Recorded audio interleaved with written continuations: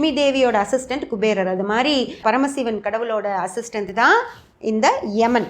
ஓகேங்களா? அவரோட சபையில் ஒரு குமாஸ்தா யமன், அவரோட செக்ரட்டரி சித்திரகுப்தர் எழுதுகிற கணக்கு தான் யமன் செயல்படுத்துவார். அதனால் யமனுக்கு எந்த தீபமும் போட வேண்டிய அவசியம் இல்லை. திரியோதசி திதி அன்னைக்கு நேரடியாக உங்களுக்கு உடல்நிலை பாதிப்பு வந்துச்சுன்னா சிவனை போய் கும்பிடுங்க, முருகரை போய் கும்பிடுங்க. அது அவங்க தான் உங்களை காப்பாற்றுவாங்களோ தவிர விநாயகர் கும்பிடுங்க, லக்ஷ்மி அம்மாவை கும்பிடுங்க, பார்வதி தேவியை கும்பிடுங்க, யாரை வேணாலும் கும்பிடுங்க. கடவுள்னா சிவன் முருகன் சொன்னால் சிவன் முருகரை நான் கும்பிட சொன்னதா இல்லை, எந்த தெய்வத்தை வேணாலும் கும்பிடுங்க அப்படின்னு நான் சொல்கிறேன். கும்பிட்டீங்கனாலே உங்களுக்கு எல்லா ஆரோக்கிய குறைபாடுகள் எல்லாம் தீந்துரும். அதுக்கு முன்னாடி கரெக்டாக போய் ப்ரொசீஜராக டாக்டரை பாருங்கள்.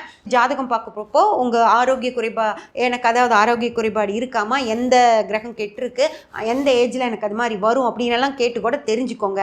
இதுக்கு கடவுள் அருள் வேணுங்கிறனால கடவுளையும் என்ன ஆரோக்கியமாக வச்சுக்கோ அப்படின்னு சொல்லி கும்பிட்டா போதும் ஃப்ரெண்ட்ஸ்.